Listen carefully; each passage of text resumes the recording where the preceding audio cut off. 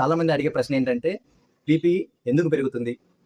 దానికి కారణాలేంటి? సో, ముఖ్యంగా దీంట్లో కారణాలేముంటాయంటే, సాల్ట్ ఉన్న డైట్ ఎక్కువగా తీసుకోవడం.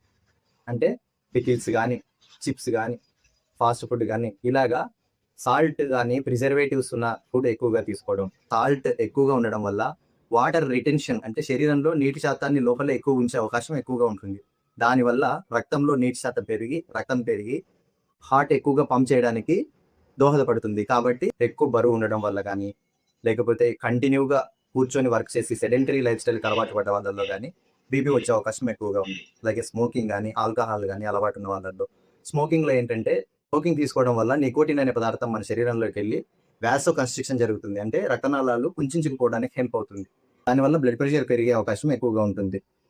నిద్ర సరిగ్గా లేకపోవడము, స్ట్రెస్, యాంగ్జైటీ, ఇంట్లో గొడవలు. సో, ఇవన్నీ గూడా బీపీ పెరగడానికి కారణాలు కావచ్చు.